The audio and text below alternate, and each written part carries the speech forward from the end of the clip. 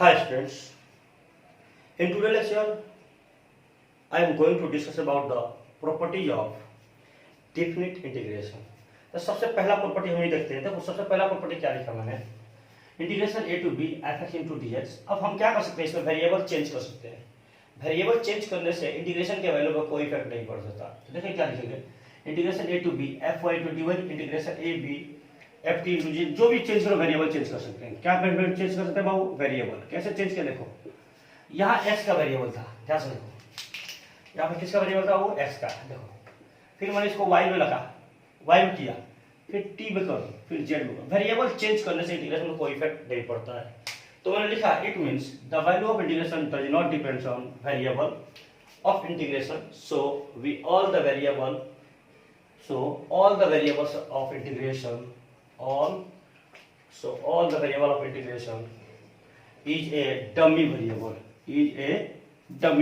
और इसका प्रूफ दिखाया मैंने। देखो मैंने बोला कि इंटीग्रेशन, मैंने इसको ले लिया पहला इक्वेशन, अब put x equal to t, तो dx इक्वल टू dt।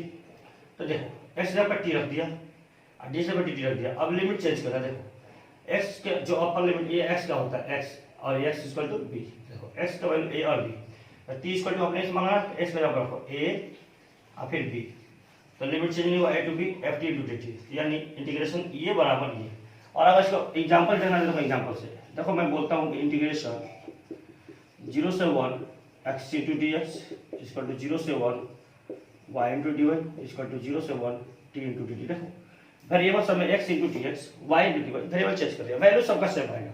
कैसे सॉल्व करते हैं, देखो एक्स स्क्वायर बाई 2 कहाँ से कहाँ लिमिट 0 से 1, वाई स्क्वायर बाई 2 कहाँ से कहाँ लिमिट 0 से 1, और टी स्क्वायर बाई 2 कहाँ से कहाँ लिमिट 0 से 1। देखो सबका वैल्यू सेम आएगा, 1/2 equal to 1/2 equal to 1/2। Integration के वैल्यू का कोई इफेक्ट पड़ा नहीं पड़ा। इसका मतलब है कि वेरिएबल ये डिफरेंट इंटीग्रेशन में वो डमी होता है। क्या होता है, डमी होता है। अब आराम से कोई वेरिएबल से यहाँ पे एक्स का फंक्शन दिया है तो आप उसे वाई का फंक्शन बना सकते हो, जेड बना दिया, मन का टी में, आपको कोई इफेक्ट नहीं पड़ेगा। ठीक है, तो पहला प्रॉपर्टी ये है। दूसरा प्रॉपर्टी देखते हैं।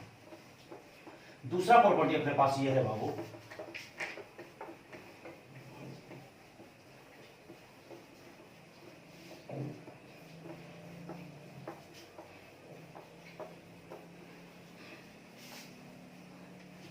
देखिए दूसरा प्रॉपर्टी अपने पास ये है कि integration A to B F x into D X. ध्यान सुनना, अब इसमें देखो x इक्वल टू ये है और x इक्वल टू b ये है, जानते हो लोअर लिमिट और ये अपर लिमिट। अब इसमें अगर लिमिट चेंज कर दो, अगर लोअर को अपर और अपर को लोअर कर दोगे, देखो करता हूँ, देखो अपर को मैंने लोअर कर दिया और लोअर को मैंने अपर कर दिया और F x into D x लिखा, तो बस यहाँ पे चेंज होता है, एक माइनस साइन का चेंज होता है। कैसे होता है प्रूफ देख लेते हैं। देखो मैं प्रूफ करता हूँ, तो मैं मानता हूँ अगर integration A to B F x d x है और मैं मान लेता हूँ कि एफ एक्स डी एक्स का इंटीग्रेशन करेंगे तो कुछ फंक्शन आएगा। मान लेते हैं कि f x into D x का इंटीग्रेशन किया तो मेरा फंक्शन मिला, मान लो कैपिटल एफ एक्स, ये फंक्शन मिला मैंने इंटीग्रेशन सॉल्व करने के बाद।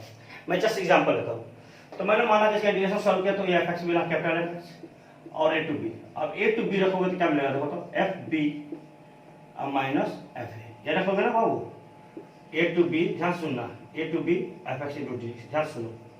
अब देखो अपर लिमिट यहाँ बी था, यहाँ पहले बी आया, लोअर लिमिट यहाँ है, बाद में यह है। अब दोनों साइड क्या करो, माइनस में मल्टीप्लाई करो, मल्टीप्लाई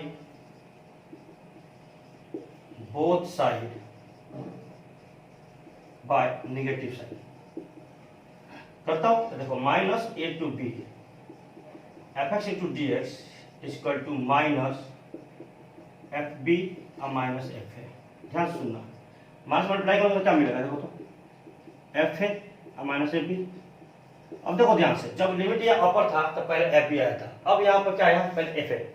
यानी इसको अगर इंटीग्रेशन लिखना हो तो कैसे लिख सकते हैं, B to A F x into D X, क्योंकि एफ एक्स का इंटीग्रेशन कैपिटल एफ है।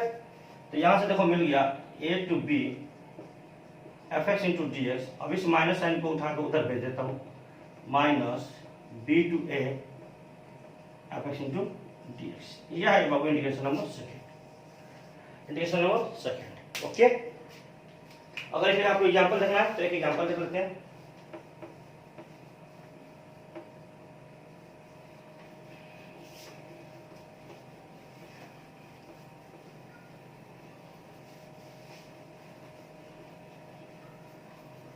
मैं सिंपल एग्जाम्पल लेकर दिखाता हूँ। देखो मैंने बोला अभी एग्जाम्पल से, मान लो 0 to 1 x into D x है, और मैंने बोला कि इसको निगेटिव साइन के साथ ये 1 to 0 x into D x लिख दोगे, दोनों का वैल्यू सेम आना चाहिए। तो पहले देखते हैं, पहले एलएचएस उठाओ। तो देखो तो integration 0 to 1 x into D x, तो एक्स स्क्वायर बाई 2 0 से 1 कितना आ जाएगा वो 1/2। ठीक है, अब आरएचएस देख लेते हैं। देखो आरएचएस इसको मान लेते हैं, आरएचएस देखो तो क्या है -1 to 0 x into D x, दोनों बराबर आना चाहिए। देखो तो इसको करोगे तो क्या आएगा एक्स स्क्वायर बाई 2 माइनस यहाँ हो जाएगा 1 to 0, तो देखो माइनस 0 रखोगे तो 0 और -1/2 माइनस भेजोगे तो कितना आ जाएगा 1/2। तो देखो तो इक्वेशन 1 और इक्वेशन 2 इक्वल आएगा नहीं, यानी एलएचएस इक्वल टू क्या है आरएचएस, यानी जो प्रॉपर्टी हम लिखे हैं वो क्या है करेक्ट है। ये बात आपको समझ में आया?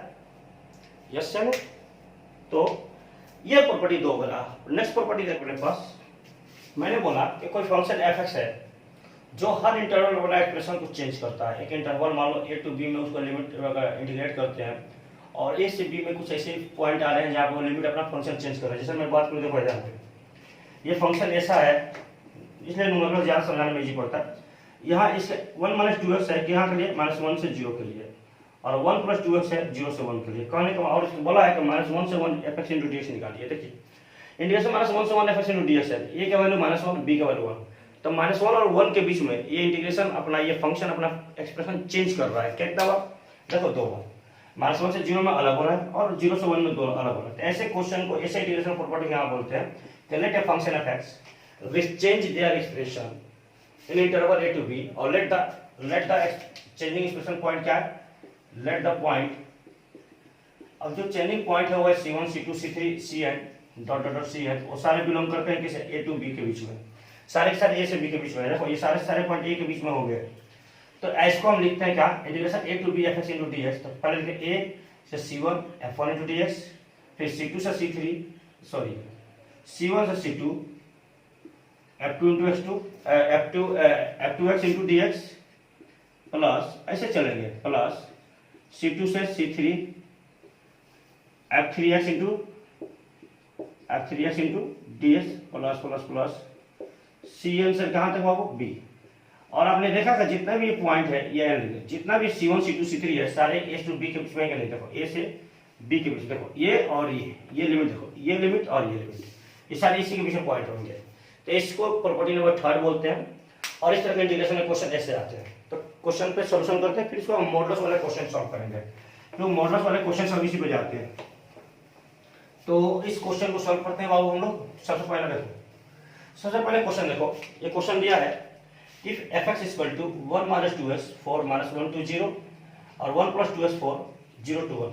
दूसरा question then find -1 to 1 fx into dx, पहला दे दिया। दूसरा देखो if fx equal to sin x 0 to π/2 1 π/2 से 3 और e के power x - 3 3 to 9, then find 0 to 9 fx into dx। देखो 0 to 9 के बीच में सारे पॉइंट टूटे हुए हैं। देखो तो π/2 का 1.57 होता है। तो सबसे पहला सॉल्व करते हैं। सॉल्यूशन नंबर फर्स्ट देखो क्या दिया है, इंटीग्रेशन -1 से 1 into fx into dx। ध्यान से सुना, तो -1 से 0, पहला इंटीग्रेशन टू रहा है -1 से 0, तो -1 से 0, और यहाँ लिखेंगे f1x प्लस दूसरा कहाँ से 0 से 1, तो 0 से 1 f2x into dx। तो ध्यान से देखो f1x की वैल्यू कितना है, f1x की वैल्यू है 1 - 2x, तो -1 to 0 1 - 2x into dx, अब प्लस f2x की वैल्यू कितना होगा 1 + 2x, तो 1 + 2x into dx, कहाँ से कहाँ लिमिट 0 से 1। अब इसको सॉल्व कर लेंगे इजीली, हमें कोई तकलीफ नहीं होगी। तो देखो इसका इंटीग्रेशन कितना आएगा x - 2x² 2 1 से 0 -1 से 0 प्लस 1 + 2x² 2 0 से 1, 2 से देखो 2 कटा और 2 से 2 कटा। अब लिमिट रखो, सबसे पहला लिमिट रखोगे तो क्या मिलेगा, ध्यान से देखो 0 और -0² माइनस, अब माइनस वन रखो -1 और -1 का होल स्क्वायर। ये लिमिट इसका पुट कर दिया। अब सेकंड वाला लिमिट पुट करो, देखो प्लस 1 पुट करोगे तो 1, सॉरी यहाँ x आएगा बाबू, 1 आप प्लस 1 स्क्वायर और माइनस 0 प्लस 0 स्क्वायर। ये बात समझ में आया? अब ये बात समझ में आया तो थोड़ा और आगे इसको बढ़ा देते हैं। अब थोड़ा सा इसको थोड़ा सा और मतलब क्या बोलते हैं इसको थोड़ा और सॉल्व कर लीजिए। कॉम्पैक्ट वैल्यू में आ जाए तो देखिए ये तो हो गया 0। अब देखो -1 और -1, चूंकि तो प्लस हो जाएगा तो -2 अब प्लस देखो यहाँ से 1 + 1 2, वो तो 0 हो जाएगा। 2 + 2 कितना आ जाएगा बाबू? 4। ये बात समझ में आया आपको? ओके, अब नेक्स्ट क्वेश्चन देखते हैं। ठीक है,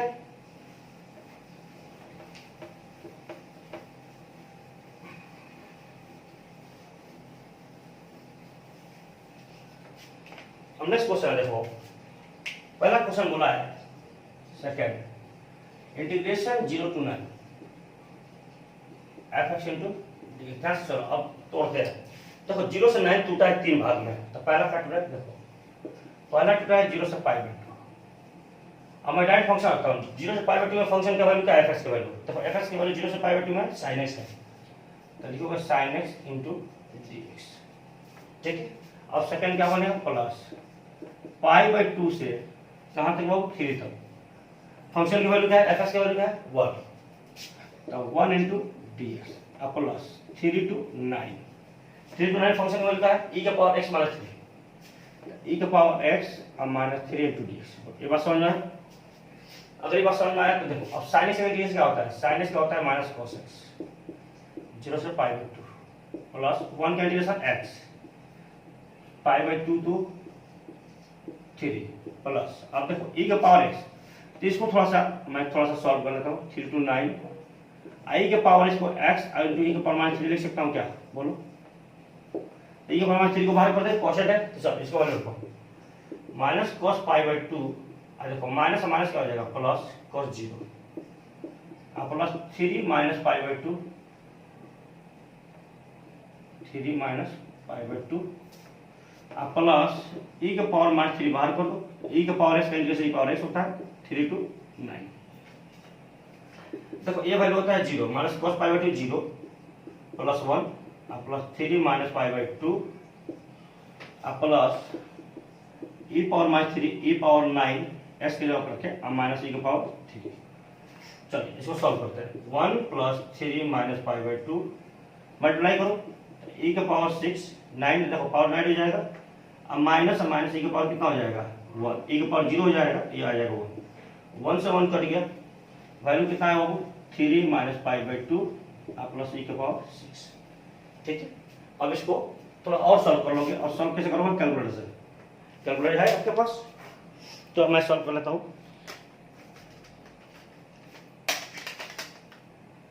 3 - 1.57 क्योंकि π/2 1.57 होगा, 3.14/2 प्लस e⁻6 e⁻6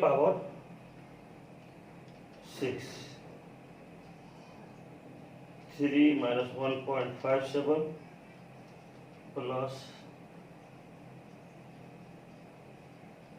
e⁻6 क्या है वो? 404.85 404.85। इसको सॉल्व में 2.14 होता है ई का वैल्यू, ई का वैल्यू होता है 2.147 होता है। देख लेते हैं।